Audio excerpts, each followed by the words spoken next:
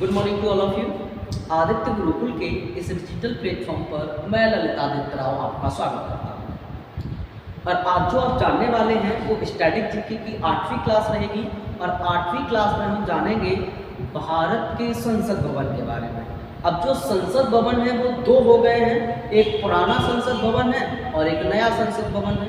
तो हम नए और पुराने दोनों संसद भवन के बारे में जानेंगे। समझिए, बताया क्या गया कि जो संसद भवन है, जो संसद भवन है, इस संसद भवन में बताया गया, ये संसद भवन है इसमें बताया गया कि अब जो संसद भवन है एक तो नया है, नया संसद भवन,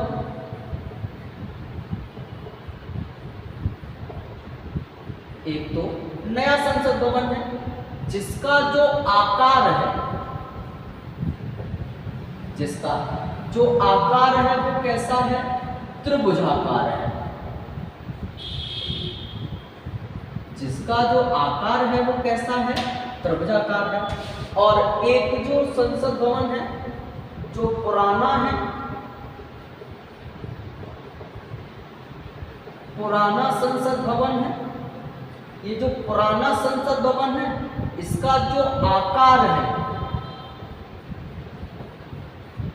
वो गोलाकार है।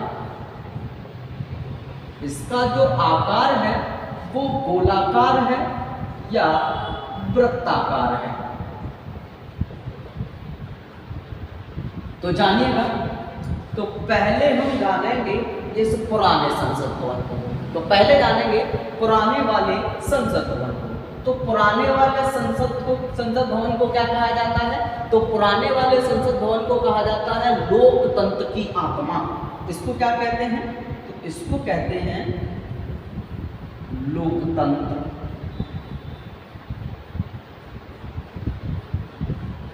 लोकतंत्र की आत्मा। और हाल ही में इस पुराने वाले संसद भवन का जो नाम रख दिया गया है, इस पुराने वाले संसद भवन का जो दूसरा नाम रख दिया गया है वो क्या रख दिया गया है? संविधान भवन। और इसको क्या कह रहे हैं? तो इसका नया नाम जो रखा गया है मोदी गवर्नमेंट के द्वारा वो क्या रख दिया गया है? इसका नाम रख दिया गया है संविधान भवन। संविधान भवन इसका क्या रख दिया गया है? नाम रख दिया गया है। तो हम पढ़ रहे हैं पुराने संसद भवन को, और पुराने संसद भवन को कह रहा है लोकतंत्र की आत्मा, और हाल ही में इसका नाम रख दिया गया है संविधान भवन रख दिया गया है। आगे समझिएगा, इसमें क्या बताया गया? इसमें कहा गया कि जो पुराना संसद भवन है इसका जो निर्माण है, पुराने संसद भवन का जो निर्माण है वो 1921 में प्रारंभ हुआ और 1927 में पूरा हो गया। 1921 में प्रारंभ हुआ और 1927 तक इसका क्या चलेगा? निर्माण कार्य चलेगा। और इसका जो निर्माण कार्य है उसके विषय में बताया गया कि इस निर्माण कार्य को जो पूरा हुआ है, पूरा कब हुआ है साहब? तो इसका जो निर्माण कार्य है वो हुआ है 18 जनवरी 1927 को। 18 जनवरी 1927 को इसका निर्माण कार्य पूरा हो गया। और निर्माण कार्य पूरा होने के साथ इसका जो उद्घाटन है, इसका जो उद्घाटन है, इसका बताया गया कि इसका निर्माण कार्य पूरा हो गया। और निर्माण कार्य पूरा होने के बाद जो इसका उद्घाटन है वो लॉर्ड इरविन ने किया, लॉर्ड इरविन ने किया। और जो लॉर्ड इरविन है ये उस समय के वायसराय हैं। जो लॉर्ड इरविन है ये क्या है साहब? तो बताया गया कि लॉर्ड इरविन उस समय के वायसराय हैं। दूसरी बात, ये जो संसद भवन बना है, इस संसद भवन का जो डिजाइन है, इसका जो डिजाइन है वो किसने बनाया है? तो इसका डिजाइन बनाया है दो लोगों ने। एक का नाम है sir Edwin Lutyens, sir Edwin Lutyens, और दूसरे का नाम है सर हर्बर्ट वेकर। बताया गया कि जो पुराने वाला संसद भवन है इसका जो डिजाइन बनाया है वो सर एडविन लुटियंस और हर्बर्ट बेकर ने बनाया है, और इस एडविन लुटियंस ने जो डिजाइन बनाया था वो नॉर्थ से साउथ का बनाया था, और हर्बर्ट बेकर ने जो डिजाइन बनाया था ये ईस्ट से वेस्ट का डिजाइन बनाया था। जो डिजाइन बनाया था वो किसका बनाया था? ईस्ट से वेस्ट का डिजाइन बनाया था। दूसरी बात, इसका जो डिजाइन था, ये जो डिजाइन है इस डिजाइन के विषय में बताया गया कि इसका जो डिजाइन है वो गोलाकार था। इसका जो डिजाइन है वो गोलाकार था या कहें कि वृत्ताकार था, गोलाकार था या डिजाइन वृत्ताकार था, और इसमें जो टोटल है, टोटल जो खंबे लगे हैं, जो पिलर लगे हैं, उन खंभों की संख्या 144 थी। ये कहा गया इसका डिजाइन दो लोगों ने बनाया, एक का नाम है सर एडविन लुटियंस और दूसरे का नाम है हर्बर्ट बेकर। इन्होंने जो डिजाइन बनाया वो गोलाकार या वृत्ताकार था, इसमें जो खंबे लगे हुए हैं वो 144 लगे थे, और इसका उद्घाटन किया था लॉर्ड इरविन ने। कब किया था? तो 18 जनवरी 1927 को इसका क्या किया गया था? उद्घाटन किया गया था। दूसरी बात क्या बताई गई? ये बताया गया कि जो पुराना वाला संसद भवन आप देख रहे हैं, इस पुराने वाले संसद भवन में क्या हुआ था? 8 अप्रैल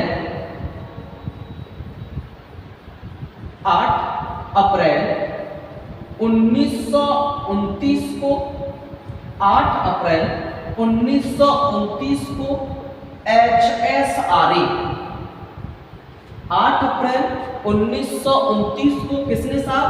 HSRA ने। HSRA ने, HSRA मतलब क्या है? हिंदुस्तान सोशलिस्ट रिपब्लिक एसोसिएशन ने। इसने क्या किया था? इसने इसकी नेशनल असेंबली में बम फेंक दिया था। HSRA के 2 सदस्य थे, उन सदस्यों में एक का नाम था भगत सिंह और दूसरे का नाम था Batukeshwar Dutt.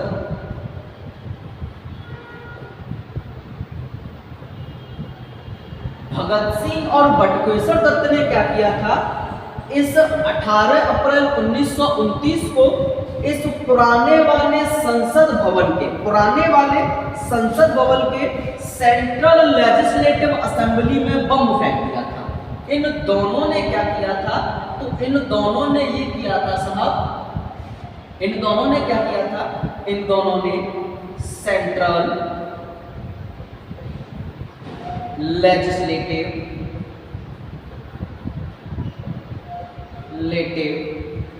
Assembly, central legislative assembly में क्या फेंक दिया था? बम फेंक दिया था। और जो सेंट्रल लेजिस्लेटिव असेंबली देख रहे हैं, ये पुराने संसद भवन की लोकसभा को कहा जाता था। ये जो सेंट्रल लेजिस्लेटिव असेंबली देख रहे हैं, ये इसमें क्या कर दिया था? इन्होंने बम फेंक दिया था। तो इसको क्या कह रहे हैं? लोकसभा कह रहे हैं। इस लोकसभा में क्या फेंक दिया था? इन्होंने बम फेंक दिया था और एक नारा दिया था, साम्राज्यवादी मुर्दों, दुनिया के मजदूरों एक हो। इन्होंने क्या दिया था? इन दोनों ने एक नारा दिया था और नारा था साम्राज्यवादी मुर्दों, दुनिया के मजदूरों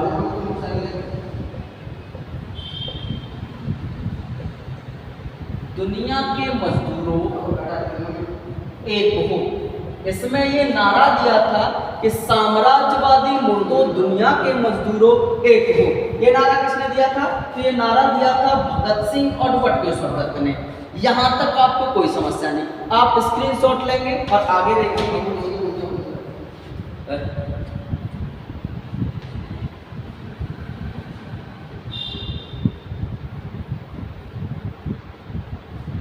आगे जानिएगा, आगे समझेंगे।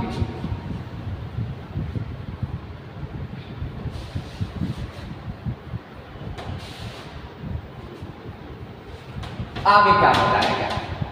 आगे बताया गया कि जो पुराना संसद भवन है, ये जो पुराना संसद भवन है, इस पुराने संसद भवन के संदर्भ में क्या कहा गया?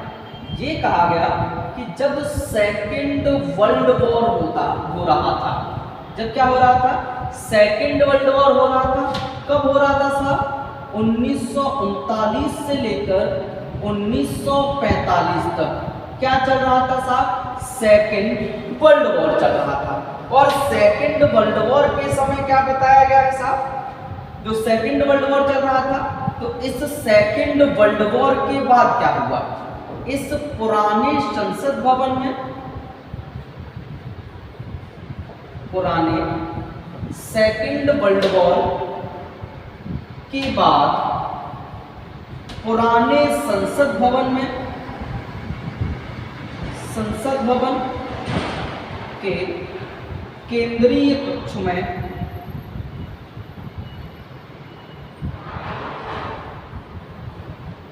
पुराने संसद भवन के केंद्रीय कक्ष में क्या बुलाई गई साहब? संविधान सभा की पहली बैठक का आयोजन किया गया। तो क्या किया गया साहब? तो पुरानी जो सेकेंड वर्ल्ड वॉर हो गया है, इस सेकेंड वर्ल्ड वॉर के बाद पुराने संसद भवन के केंद्रीय कक्ष में क्या की गई साहब? संविधान निर्माण के लिए केंद्रीय कक्ष में संविधान निर्माण के लिए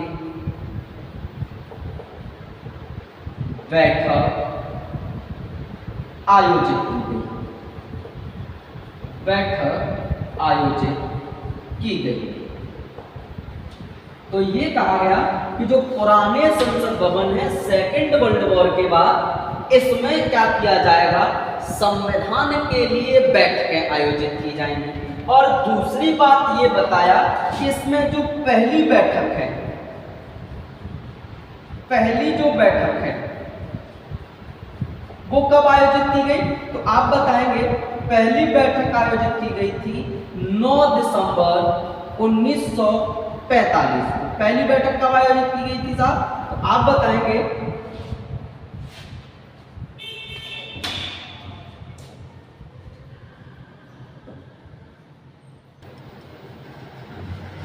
जानिएगा, जो पहली बैठक है ये कब आयोजित की गई थी साहब? तो 9 दिसंबर 1945 को पहली बैठक आयोजित की गई थी। और पहली बैठक में क्या हुआ था? तो पहली बैठक में संविधान सभा के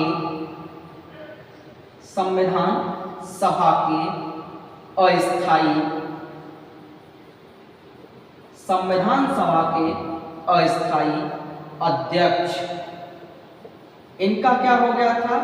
चुनाव हो गया था। संविधान सभा के अस्थायी अध्यक्ष का क्या हो गया था? चुनाव हो गया था।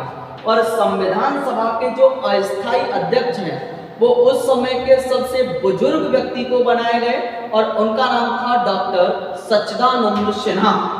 तो संविधान सभा का जो अस्थायी अध्यक्ष है वो किसको बनाया गया? तो बनाया गया डॉक्टर सच्चिदानंद सिन्हा को।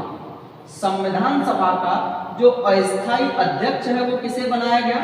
डॉक्टर सच्चिदानंद सिन्हा को क्या बना दिया गया? संविधान सभा का अस्थायी अध्यक्ष बना दिया गया। दूसरा काम क्या हुआ? तो दूसरा, पहली बैठक का विरोध किया मुस्लिम लीग ने। तो दूसरा काम क्या हुआ साहब? मुस्लिम लीग ने बैठक का बैठक का विरोध किया। जो मुस्लिम लीग है इसने क्या किया साहब, बैठक का विरोध किया। तो पहली मीटिंग में ये दो काम हुए। दूसरी बात जानिएगा, दूसरी बात में क्या हुआ साहब, तो दूसरी बात में जानेंगे तो फिर इसके बाद होगी सेकंड बैठक। जो दूसरी मीटिंग है, इस दूसरी मीटिंग कब हुई साहब, तो दूसरी हुई 11 दिसंबर 1945 को। और दूसरी बैठक में क्या हुआ साहब, तो दूसरी बैठक हुई है, इस दूसरी बैठक में पहला काम ये किया गया कि संविधान के लिए स्थायी अध्यक्ष चुन लिए गए। तो पहला काम क्या हुआ, तो पहले स्थायी अध्यक्ष का चुनाव।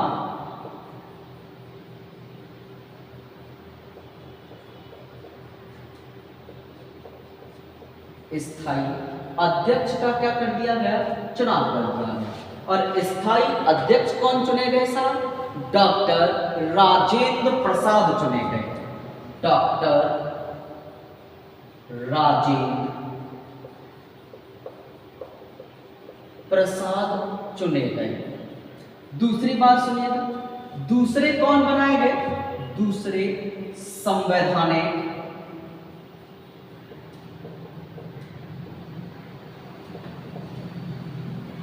सलाहकार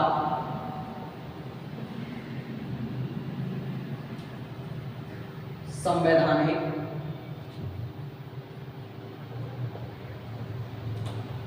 सलाहकार का चुनाव हुआ।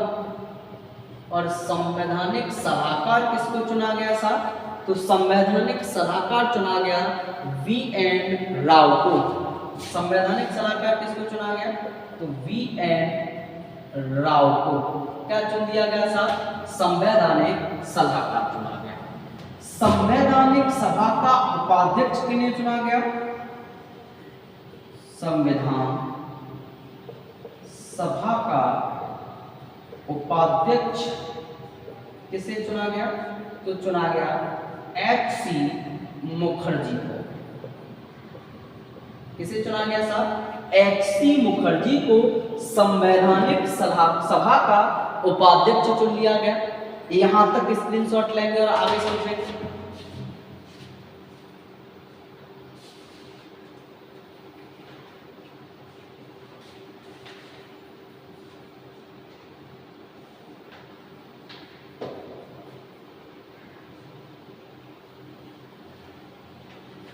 आगे समझिएगा, आगे जाने, आगे समझिए।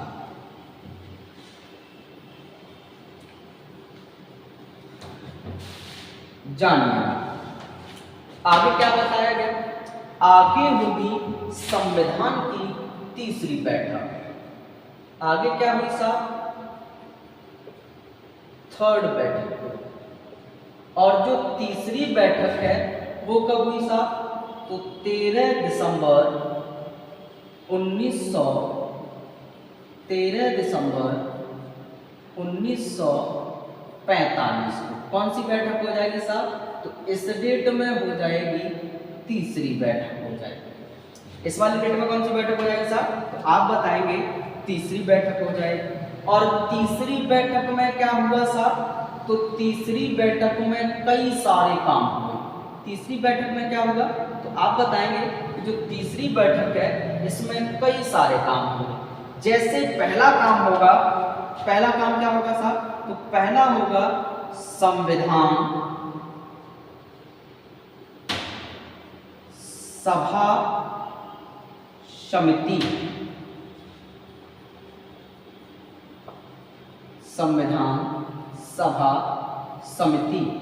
इस संविधान सभा समिति का जो अध्यक्ष है, जब भी सभा होगी तो उसका अध्यक्ष कौन बनाया गया, तो अध्यक्ष बनाए गए डॉक्टर राजेंद्र प्रसाद। डॉक्टर राजेंद्र प्रसाद बनाए गए।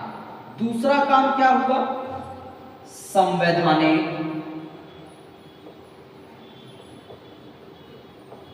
संवैधानिक सलाहकार समिति। संवैधानिक सलाहकार जो समिति है, इसके जो अध्यक्ष बनाए गए, उनका नाम था वी.एन. राव। दूसरी बात, तीसरा काम क्या हुआ था? संवैधानिक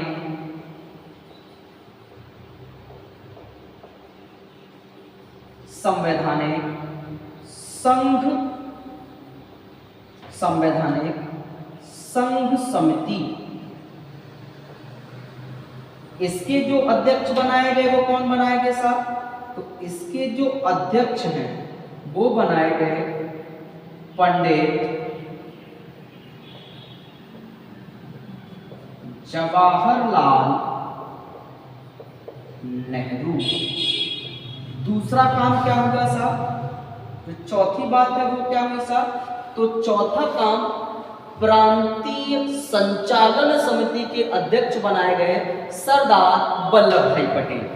चौथा काम क्या होगा? प्रांतीय संचालन समिति। प्रांतीय संचालन समिति के जो अध्यक्ष हैं वो कौन बनाए गए साहब? तो इसके जो अध्यक्ष हैं वो बनाए गए सरदार वल्लभ भाई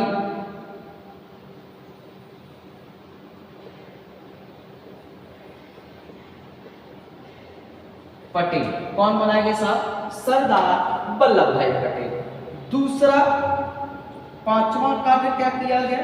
एक बनाई गई संविधान निर्माण समिति। एक क्या बनाई गई? संविधान निर्माण समिति बनाई गई।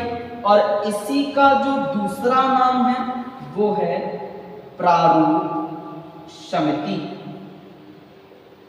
संविधान निर्माण समिति या प्रारूप समिति, इसके जो अध्यक्ष बनाए गए वो बनाए गए डॉक्टर बी.आर. अंबेडकर।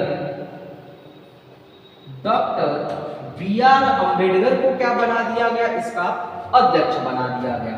ये जो संविधान या प्रारूप समिति है, इसमें जो टोटल मेंबर थे,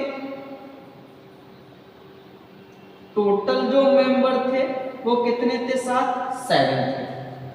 तो हमने ये जाना है कि जो पुराने वाला संसद भवन देख रहे हैं, इस संसद भवन में 3 बैठकें आयोजित की गई।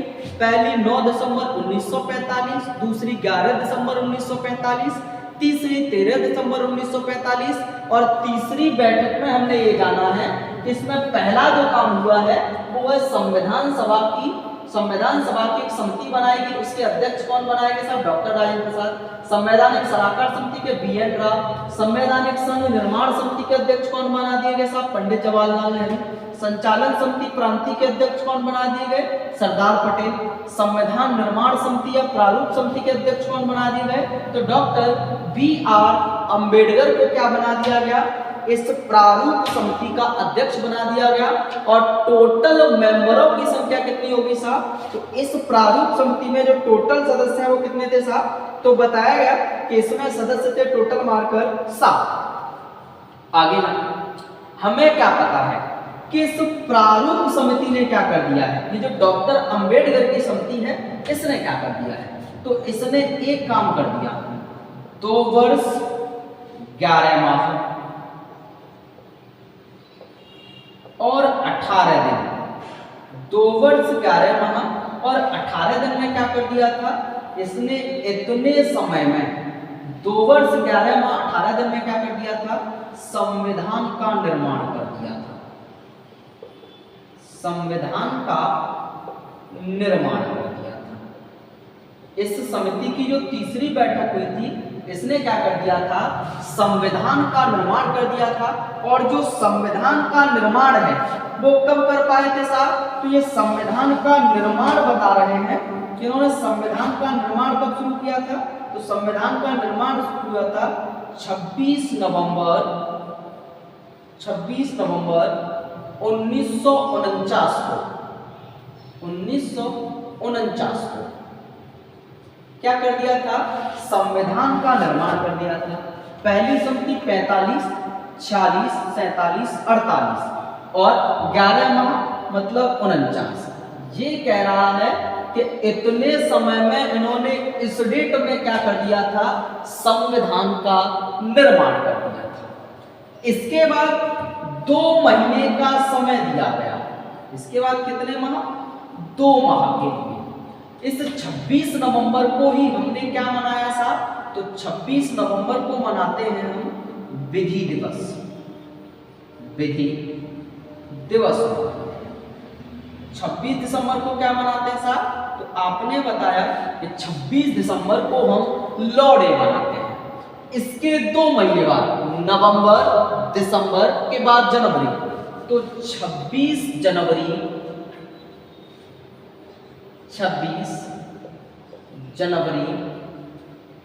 1950। 49 के बाद 2 महीने और काउंट कर लेंगे, तो नवंबर दिसंबर के बाद जनवरी। 26 जनवरी 1950 को हम क्या कर देंगे साहब, संविधान को लागू कर देंगे।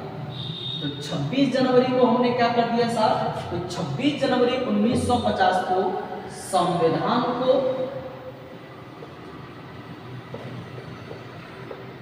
संविधान को लागू बना दिया। तो 26 जनवरी 1950 को हमने क्या किया साहब, भारत में संविधान को लागू करा दिया। और 26 जनवरी 1950 को हमने क्या मनाया, पहला गणतंत्र दिवस मनाया। तो इसी दिन हमने क्या मनाया साहब, तो इसी दिन मनाया हमने प्रथम गणतंत्र दिवस। तो इस दिन हमने क्या मनाया साहब, तो इस दिन मनाया हमने प्रथम गणतंत्र दिवस मनाया। कब मनाया साहब प्रथम गणतंत्र दिवस, तो आप बताएंगे 26 जनवरी 1950 को हमने क्या मना लिया है साहब, गणतंत्र दिवस। तो हमने ये जाना है कि जो पुराना संसद भवन है उसको संविधान भवन कह रहे हैं। तो संविधान भवन हाल ही में नरेंद्र मोदी के द्वारा ये नया नाम दिया गया पुराने संसद भवन को, और जो पुराना नाम था वो था लोकतंत्र की आत्मा। अब जब संविधान का निर्माण हो गया, संविधान लागू हो गया, यहां तक आप स्क्रीनशॉट लें।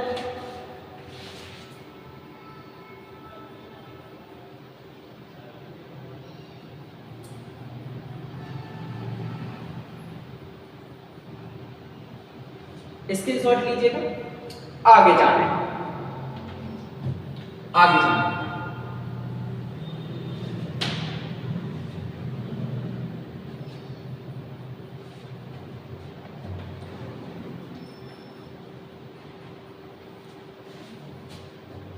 आगे समझिए, जाने आगे क्या बताया गया। आगे ये बताया गया कि 25 अक्टूबर 1952 25 अक्टूबर 1951 25 अक्टूबर 1951 के बाद 25 नवंबर 25 अक्टूबर 1951 के बाद 21 नवंबर 1952 में, इस बीच में क्या हो जाएंगे, संसद के आम चुनाव हो जाएंगे। इस बीच में क्या हो जाएगा, संसद के आम चुनाव, संसद के आम चुनाव संपन्न हो गए।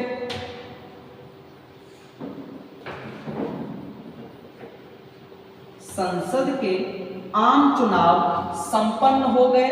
और जब संसद के इस डेट में चुनाव शुरू हुए, इसमें क्या हो रहा है, इस डेट में क्या हो रहा है कि चुनाव हो रहे हैं। भारत में पहली बार स्वतंत्रता के बाद चुनाव हुए हैं, 25 अक्टूबर 1951 में प्रारंभ हुए और यहाँ पर चुनाव क्या हो गए, खत्म हो गए। जब इस डेट में चुनाव खत्म हो गए तो चुनाव में क्या हुआ साहब, संसद में आम चुनाव हुए और बताया गया कि इस संसद में जो लोकसभा है इसकी 545 सीटें चुनी गई। 545 सीटों का क्या हुआ साहब, तो 545 सीटों का चुनाव हुआ। जो राज्यसभा है उस राज्यसभा में 245 सीट पर चुनाव हुआ। 245 सीट पर चुनाव हुआ। टोटल मार्कर 790 सीटें चुनी गई।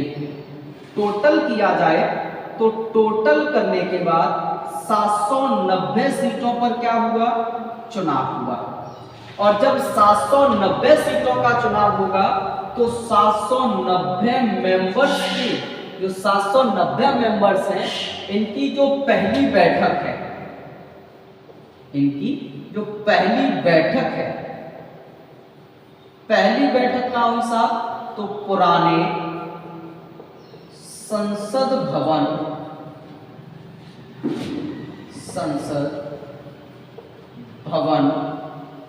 पुराने संसद भवन के केंद्रीय कक्ष में हुई।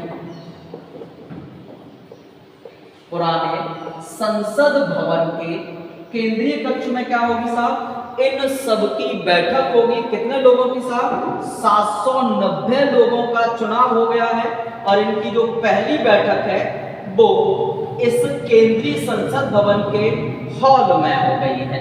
यहां तक तो आपको कोई भी समस्या नहीं होगी। आगे समझिएगा, आगे क्या हो गया साहब, आगे है जो पुराना वाला संसद भवन है इस पर क्या हो गया साहब, तो संसद भवन पर हो गया आतंकी हमला।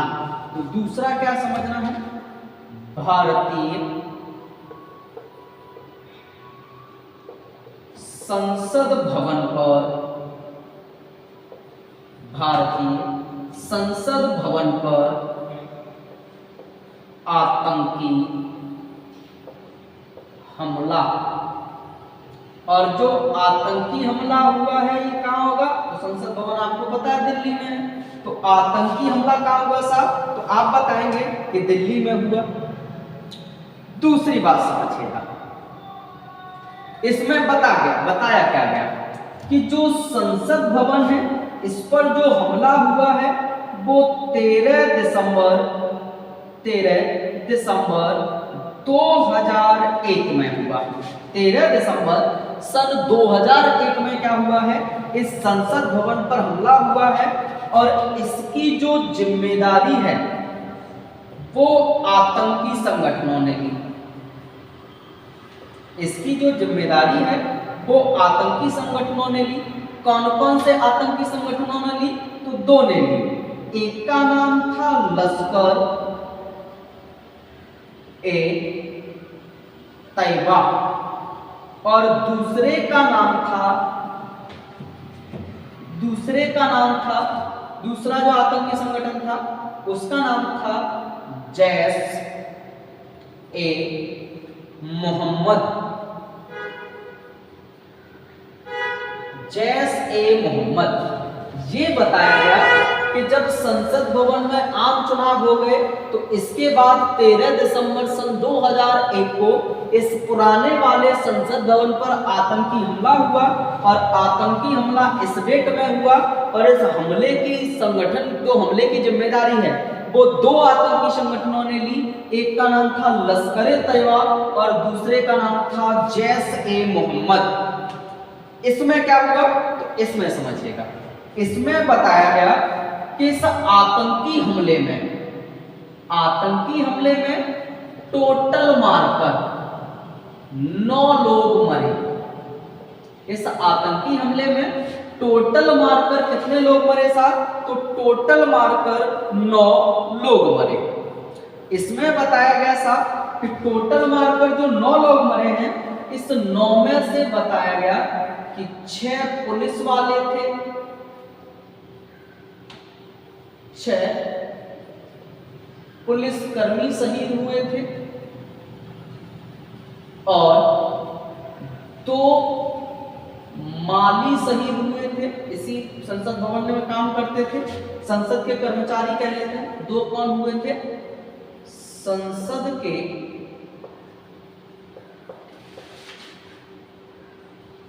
कर्मचारी, 2 संसद के कर्मचारी शहीद हुए थे। यहां तक तो कोई भी समस्या नहीं होगी। 2 संसद के कर्मचारी और जो 1 शहीद हुआ है, कितने हुए? 8, और 1 जो शहीद हुआ है वो है माली। टोटल मारकर इसके 9 लोग शहीद हुए थे। बदले में 8 आतंकी मारे गए थे। बदले में क्या हुआ था? 8 आतंकवादी शहीद हो गए थे। तो आतंकी हमले में क्या हुआ था कि 8 आतंकवादी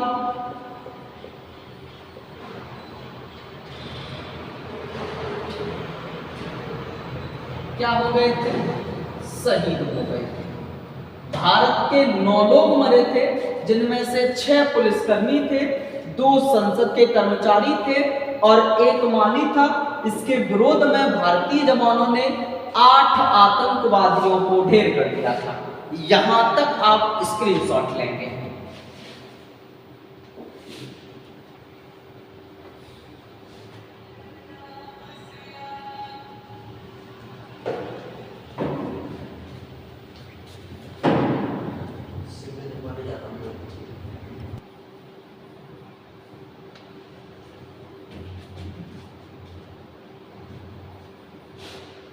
आगे जानिएगा, आगे समझेंगे। यानी कि पुराना वाला संसद भवन आपने पढ़ लिया है और अब जो आपको पढ़ना है वो नया वाला संसद भवन पढ़ना है। जानिएगा।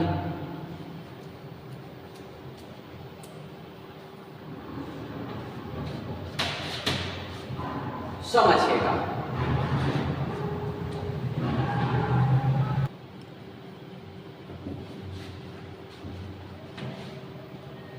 आगे जानिएगा। यानी कि पुराने वाला जो संसद भवन है वो हमने पढ़ लिया है। अब हमें आधुनिक संसद भवन के बारे में जानना है। जो नया संसद भवन बना है इसके बारे में समझिएगा। तो बताया क्या गया? अब जो हमें पढ़ना है वो पढ़ना है आधुनिक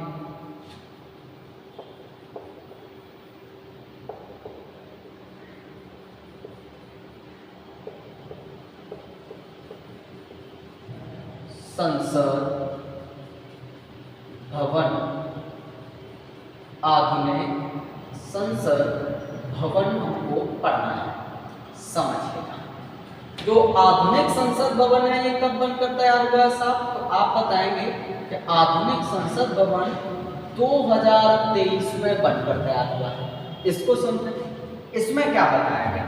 ये कहा गया कि इस आधुनिक संसद भवन का जो निर्माण है, इसका जो निर्माण है, ये निर्माण जो कार्य है वो कब शुरू हुआ? इस आधुनिक संसद भवन का जो निर्माण कार्य है वो कब शुरू हुआ है? तो आप बताएंगे 10 दिसंबर सन 2020 में। कब शुरू हुआ है साहब? तो 10 दिसंबर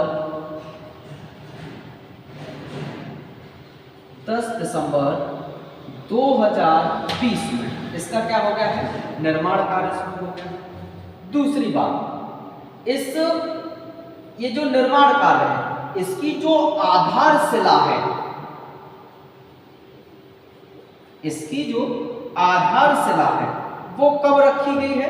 तो आप बताएंगे इसकी जो आधारशिला है वो 1 नवंबर नहीं, दिसंबर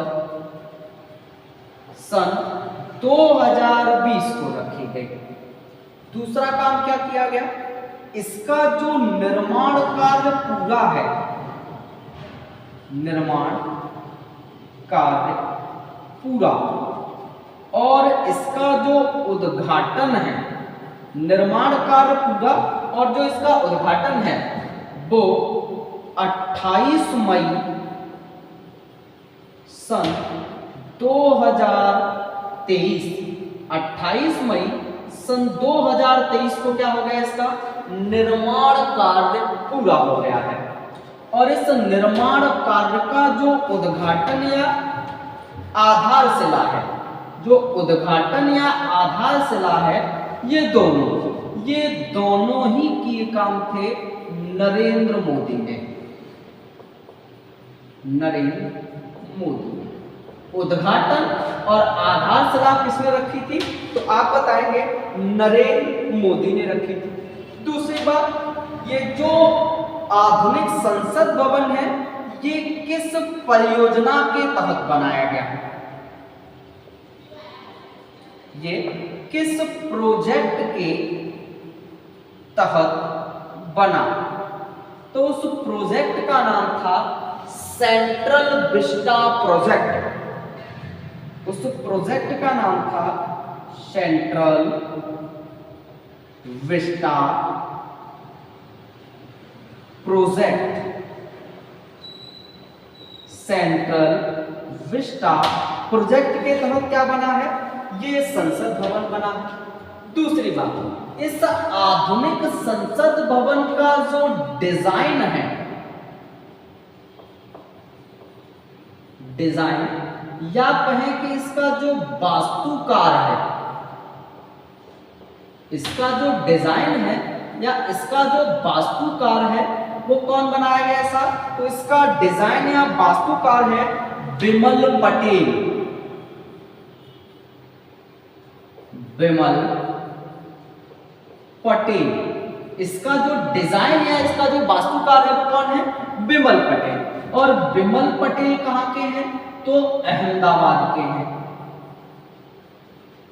जो विमल पटेल हैं वो कहां के हैं साहब, तो अहमदाबाद के हैं। यहां तक तो कोई समस्या नहीं। आगे क्या बताया गया, ये कहा गया कि जो आधुनिक संसद भवन आप देख रहे हैं, जो आधुनिक संसद भवन आप देख रहे हैं, इस संसद भवन में बनाया गया कि इसका जो आकार है, आधुनिक संसद भवन का जो आकार है वो कैसा है, तो बताया गया इसका आकार त्रिकोणीय, इसका आकार त्रिकोणीय प्रकार का है। इसका आकार कैसा है, तो बताया गया जो इसका आकार है वो त्रिकोणीय प्रकार का है। और त्रिकोणीय का मतलब है ये 3 देवताओं को समर्पित है। इन त्रिकोण का मतलब क्या है, एक किसको समर्पित है, तो इन त्रिकोण का मतलब है सात्विक,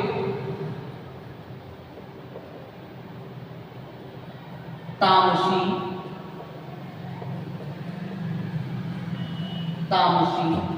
और राजसी।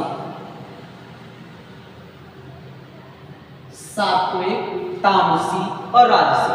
त्रिकोण का मतलब है कि ये 3 देवताओं को समर्पित है। सात्विक का मतलब है ब्रह्मा, तामसी का मतलब है शिव, और इस राजसी का मतलब है विष्णु।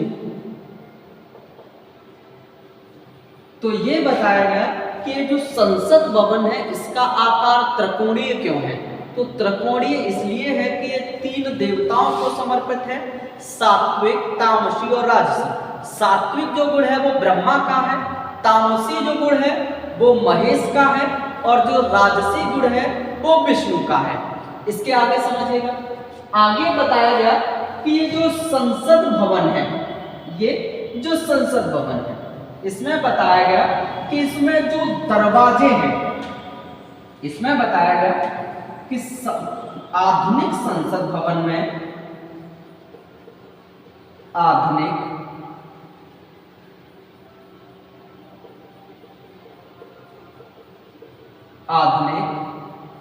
संसद भवन में टोटल गेटों की संख्या,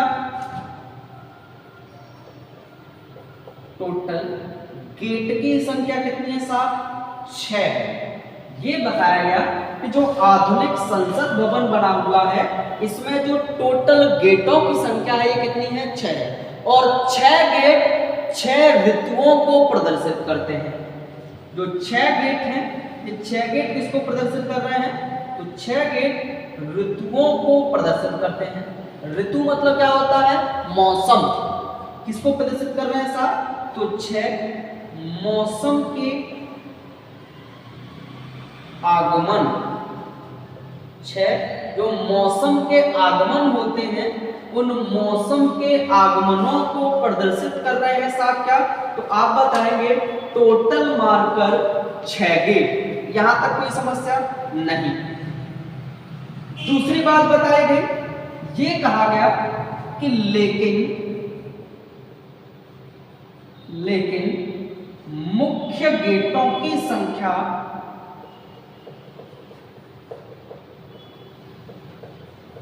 मुख्य गेटों की संख्या 3 है।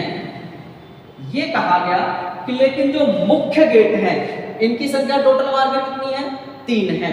और 3 में बताया गया कि एक गेट को कह रहे हैं कर्मद्वार, दूसरे को कह रहे हैं शक्ति द्वार और तीसरे को कह रहे हैं ज्ञान द्वार। ज्ञान द्वार। जो पहला वाला गेट देख रहे हैं कर्म द्वार, ये कर्म द्वार जो है ये जल देवता को समर्पित है।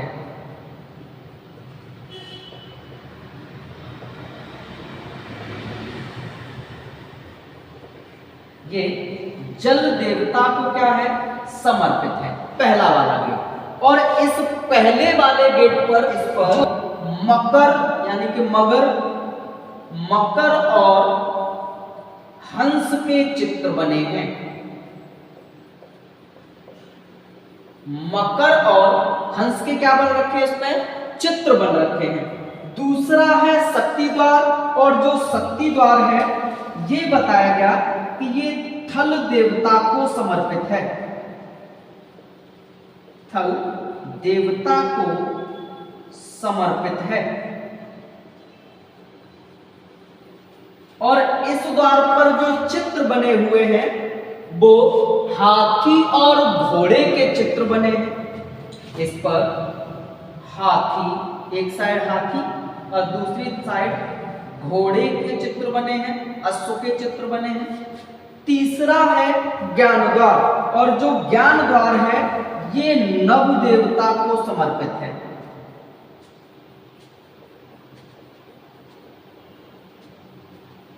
नव देवता को समर्पित है। और इस पर जो चित्र बने हैं वो गरुड़ और शार्दूल के चित्र बने हैं। इस पर गरुड़ और शार्दूल के चित्र बने हैं। तो हमने ये जाना है कि जो आधुनिक संसद भवन है इसका जो निर्माण कार्य है वो 10 दिसंबर 2020 में शुरू हो गया है। इसकी आधारशिला 1 दिसंबर सन 2020 को शुरू हुई है। इसका निर्माण और उद्घाटन कब पूरा हो गया है साहब, 28 मई 2030 को पूरा हो गया है। और दोनों ही किसने किए साहब, नरेंद्र मोदी ने। आधारशिला भी नरेंद्र मोदी ने रखी, उद्घाटन भी नरेंद्र मोदी ने किया। और ये किस प्रोजेक्ट के तहत बना हुआ है, तो सेंट्रल विस्टा प्रोजेक्ट के तहत बना हुआ है। दूसरी बात, इसका जो डिजाइन है ये किसने बनाया है, तो इसका डिजाइन बनाया है विमल पटेल ने। और विमल पटेल कहाँ के साहब, तो आप बताएंगे अहमदाबाद के। इसमें बताया गया आधुनिक संसद भवन में इसका जो आकार है वो कैसा है, त्रिकोणीय आकार का है। और त्रिकोणीय का मतलब है कि इसके 3 गुण हैं, सात्विक, तामसी और राजसी। जो सात्विक गुण होता है वो ब्रह्मा का होता है, जो तामसी गुण है वो शिव का है, और जो राजसी गुण है वो विष्णु का है। तो 3 देवताओं को समर्पित है। दूसरी बात बताई गई कि टोटल मार्कर इसमें 6 गेट है जो 6 ऋतुओं को प्रदर्शित कर रहे हैं, लेकिन मुख्य गेटों की संख्या कितनी है साहब, 3 है। पहला कर्मद्वार है, दूसरा शक्ति द्वार है और तीसरा ज्ञान द्वार है। जो कर्म द्वार है वो जल देवता को समर्पित है, जिस पर हंस और मकर के चित्र बने हुए हैं। दूसरा शक्ति द्वार है जो थल देवता को समर्पित है, जिस पर अश्व और हाथी के चित्र बने हुए हैं। अंत में ज्ञान द्वार जो तीसरा है, ये नव देवता को समर्पित है और इस पर गरुड़ और शाहदुल के चित्र बने हुए हैं, पक्षी होते हैं। यहां तक आप नोट करेंगे, स्क्रीनशॉट लें।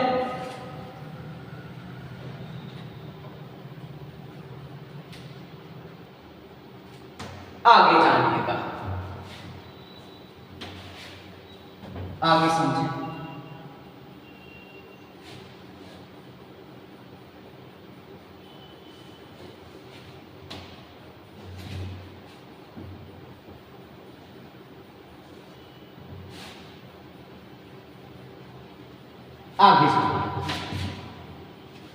आगे क्या बताया गया? ये कहा गया कि जो आधुनिक संसद भवन है, जो आधुनिक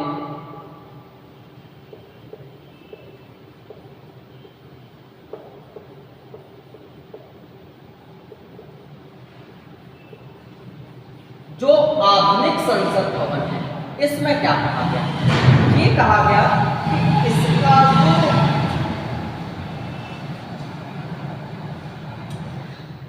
समझिएगा क्या कहा गया, ये जो आधुनिक संसद भवन है, इस आधुनिक संसद भवन का जो क्षेत्रफल है, इसका जो क्षेत्रफल है वो कितना है साहब?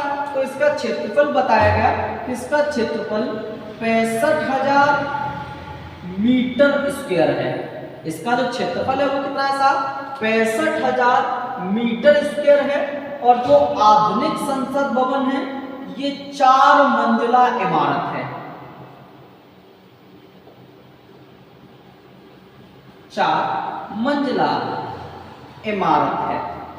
जो आधुनिक संसद भवन है ये 4 मंजिला इमारत है और इस इमारत को बनाने में जो खर्च हुआ है, इस इमारत को बनाने में जो खर्च हुआ है वो 1200 करोड़ का है। इस इमारत को बनाने में जो खर्च हुआ है वो 1200 करोड़ रुपए का खर्च हुआ है। दूसरी बात क्या बताई गई? ये कहा गया कि इस आधुनिक संसद भवन की जो छत है, इस आधुनिक संसद भवन की जो छत है, इस आधुनिक संसद भवन की छत पर बीच में कांसे का, बीच में कांसे का क्या बना है? अशोक स्तंभ बना है। अशोक स्तंभ बना है, बीच में कांसे का अशोक स्तंभ बना है। इसके बारे में बताया गया कि ये जो अशोक स्तंभ है ये 9500 किलोग्राम का है। ये कितने वजन का है साहब? 9500 किलोग्राम का है। और दूसरी बात बताई गई कि इस अशोक स्तंभ की जो ऊंचाई है, जो हाइट है, वो 6.5 मीटर है। इसकी जो ऊंचाई है वो कितनी है साहब? तो 6.5 मीटर। तो हमने जाना है कि आधुनिक संसद भवन 65,000 मीटर स्क्वायर में बना है, 4 मंजिला इमारत है, 1200 करोड़ खर्च हुए हैं और इसके छत के बीचों बीच में क्या बना हुआ है साहब? एक अशोक स्तंभ बना हुआ है। इसका वजन है वो 9,500 किलोग्राम है। और इसकी जो ऊंचाई है, इसकी जो अशोक स्तंभ की जो ऊंचाई है वो ऊंचाई कितनी है साहब? तो आप बताएंगे इसकी ऊंचाई 6.5 मीटर है। यहां तक तो कोई समस्या नहीं। ये सारी जो चीजें हैं वो हम बाहर से देखने के बाद जान पाएंगे। आगे समझें। आगे है इस संसद भवन का आंतरिक व्यू।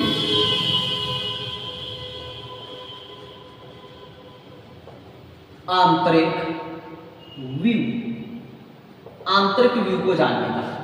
आंतरिक व्यू में क्या बताया गया? ये बताया गया कि इस संसद भवन में क्या है साहब? भारत के राष्ट्रीय चिन्ह को महत्व दिया गया है।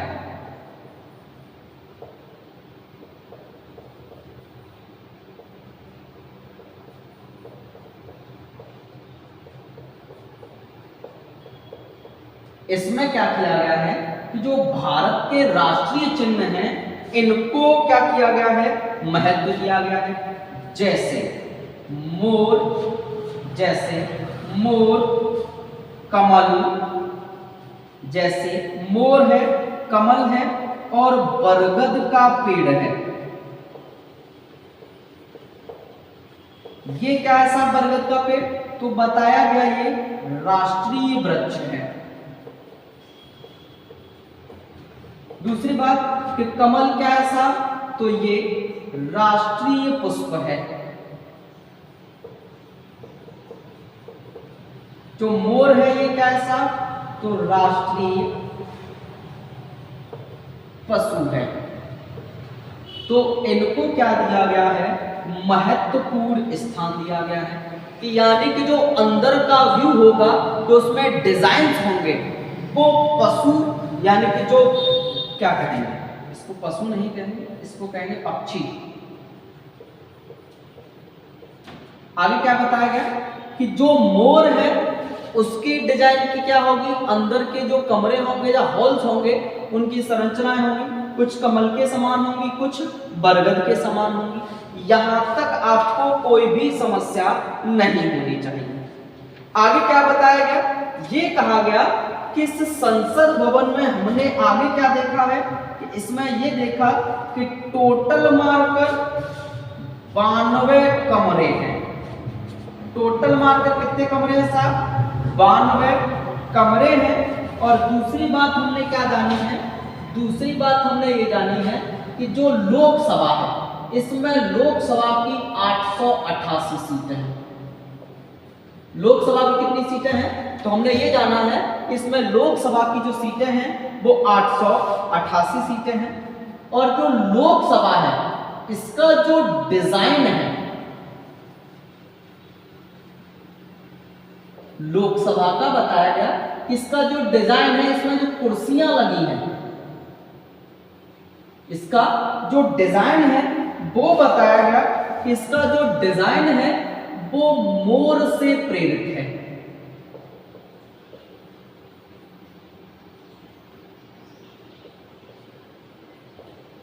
प्रेरित है। और जो कुर्सी है इन कुर्सियों का जो रंग है मोर से प्रेरित है। और इसमें जो कुर्सी है इन कुर्सियों का जो रंग है वो कैसा है, हरा है। जो लोकसभा है इसमें टोटल 888 सीटें हैं। मोर के डिजाइन की इसमें क्या बनी हुई है, संरचना बनी हुई है पंखुड़ी के समान। और दूसरा कि जो कुर्सी है इनका रंग कैसा बनाया गया है, हरा बनाया गया है। यहां तक कोई समस्या नहीं। दूसरी बात क्या बताई गई, दूसरी बात ये कही गई, यहां तक आप स्क्रीनशॉट लें, स्क्रीनशॉट लीजिएगा।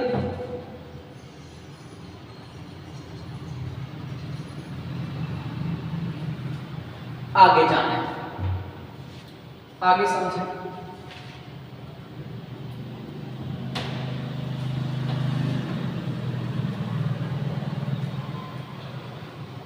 आगे जाने, आगे क्या बताया गया,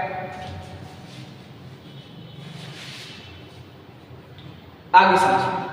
आगे बताया गया कि इस जो नए संसद भवन की जो राज्यसभा है, ये जो नया संसद भवन है और इस नए संसद भवन की जो राज्यसभा है, इस राज्यसभा में बताया गया कि इस राज्यसभा में जो टोटल सीट हैं वो कितनी साहब, 384 है। जो टोटल सीटों की संख्या है वो कितनी है साहब, तो टोटल सीटों की संख्या 384 है। और राज्यसभा का जो डिजाइन है वो किससे प्रेरित है साहब, कमल से प्रेरित है।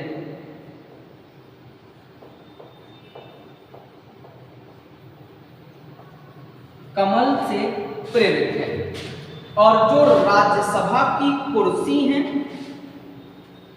राज्यसभा की जो कुर्सी हैं, इनका जो रंग है वो कैसा है?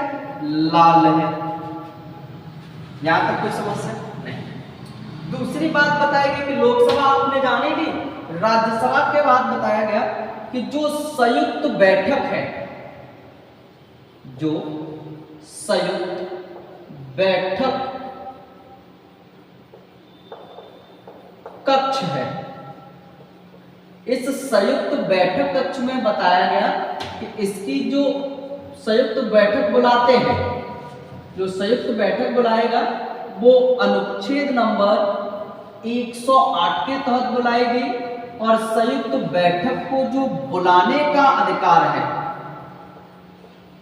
संयुक्त बैठक बुलाने का जो अधिकार है, ये किसके पास है साहब? तो बताया गया कि संयुक्त बैठक बुलाने का अधिकार राष्ट्रपति महोदय के पास है। संयुक्त बैठक बुलाने का अधिकार किसके पास है साहब? तो राष्ट्रपति महोदय के पास है। इसमें क्या बताया गया कि जब भी संयुक्त बैठक बुलाई जाएगी तो संयुक्त बैठक के लिए ये बताया गया है कि इसमें जो टोटल सदस्य संख्या है,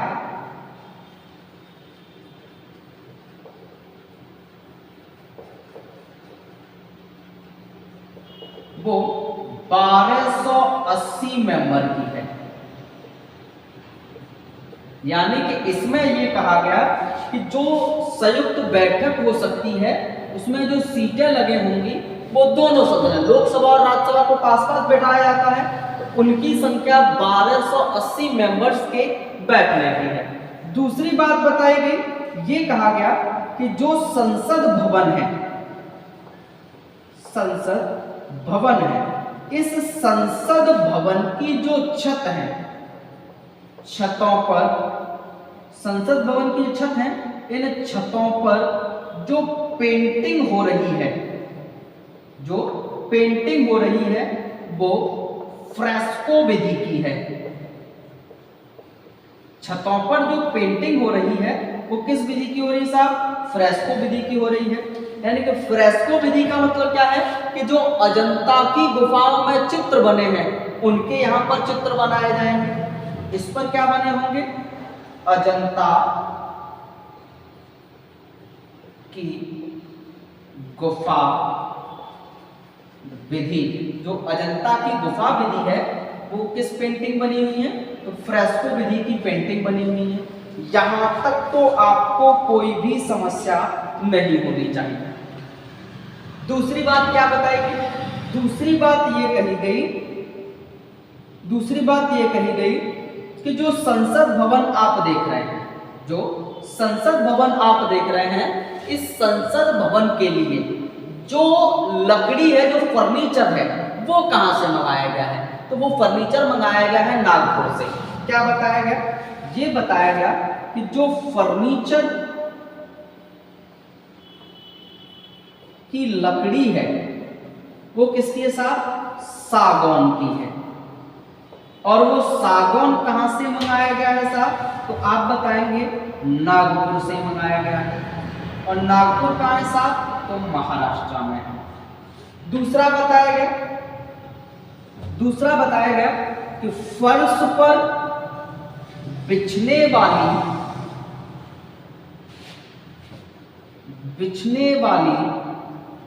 कालीन कहां से मंगाई गई है? मिर्जापुर उत्तर प्रदेश से। मिर्जापुर उत्तर प्रदेश से कालीन भैया वाली जगह मिर्जापुर उत्तर प्रदेश से क्या मंगाई गई है? फर्श पर बिछाने वाली कालीन मंगाई गई है। दूसरी बात क्या बताई गई? दूसरा कहा गया कि लाल और सफेद बलुआ पत्थर, लाल और सफेद जो बलुआ पत्थर है ये कहां से मंगाया गया है? तो ये मंगाया गया है सुरमौर से। कहां से मंगाया गया लाल बलुआ पत्थर? तो आप बताएंगे ये मंगाया गया सर मथुरा से। सर मथुरा लिखना, कहां से मंगाया गया है? सर मथुरा से। और जो सर मथुरा नाम की जगह है ये कहां पड़ती है साहब? पत्थरगाम मिलता है राजस्थान में। कहां पर है साहब? तो आप बताएंगे राजस्थान में। दूसरी बात क्या बताएगी कि जो अशोक स्तंभ है,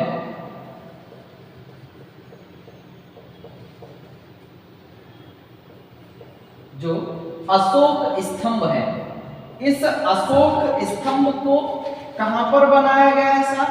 तो बताएंगे इस अशोक स्तंभ को दो जगह बनाया गया है। एक है संभाजी नगर और दूसरा है जयपुर। इस अशोक स्तंभ को कहां से लाया गया है? तो बताया गया संभाजी नगर और जयपुर से मंगाया गया। दूसरा है अशोक चक्र। इस अशोक चक्र को कहां से मंगाया गया है? तो आप बताएंगे जो अशोक चक्र है इसको कहां से मंगाया गया है? तो आंसर है इंदौर से। इंदौर से जो सेंट्रल हॉल में लगा है। यहां तक तो कोई भी समस्या नहीं होनी चाहिए, यहां तक आप नोट करेंगे, स्क्रीनशॉट लें।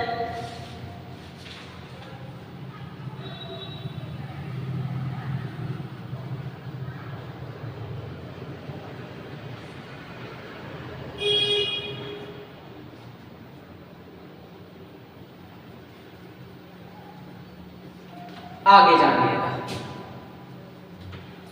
आगे जानिए।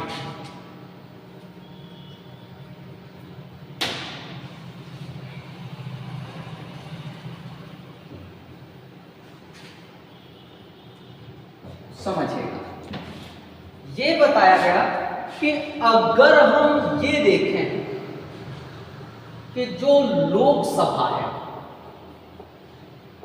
ये कहा गया कि अगर हम ये देखें कि जो लोकसभा है, इस लोकसभा के जो वर्तमान अध्यक्ष हैं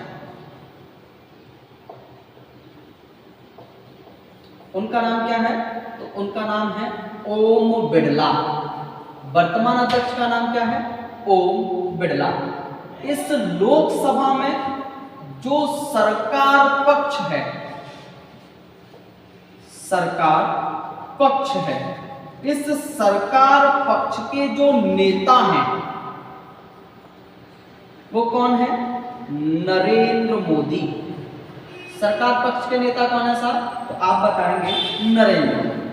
दूसरी बात, लोकसभा में जो विपक्ष है, इस विपक्ष का नेता कौन है? तो आप बताएंगे कोई नहीं। जो सरकार पक्ष है इसकी जो सीटें हैं टोटल, सरकार पक्ष की सीटें कितनी हैं? तो आप बताएंगे 328 है। और जो विपक्ष है, इस विपक्ष की जो सीटें हैं ये किसकी है? सरकार पक्ष की। दूसरी बात, जो विपक्ष है इस विपक्ष की सीटें कितनी हैं? तो 212 हैं। और बताया गया कि इसमें से रिक्त कितनी है? तो रिक्तों की संख्या 2 है। यहां तक कोई समस्या? तो हमने ये जाना कि जो लोकसभा है, लोकसभा में वर्तमान अध्यक्ष ओम बिड़ला हैं, सरकार पक्ष के नेता नरेंद्र मोदी हैं, विपक्ष का नेता कोई नहीं है। लोकसभा में जो टोटल सीटें हैं सरकार पक्ष की वो 328 हैं, विपक्ष की 212 हैं और रिक्त संख्या 2 है। आगे जाना है राज्यसभा के बारे में। राज्यसभा को जानिएगा। राज्यसभा,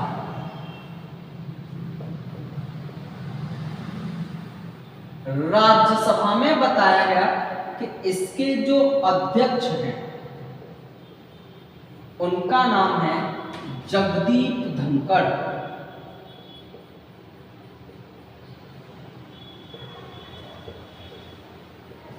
जगदीप धनखड़। जगदीप धनखड़ कौन है साहब? इस राज्यसभा में अध्यक्ष है। दूसरी बात, इसमें जो इनको सभापति का है तो ज्यादा बढ़ गया है, सभापति। जो उपसभापति हैं, इसमें जो उपसभापति हैं उपसभापति का नाम क्या है साहब? तो बताएंगे हरिवंश नारायण। सरकार पक्ष के नेता कौन है? पीयूष गोयल। पीयूष गोयल। विपक्ष के नेता कौन है? मल्लिकार्जुन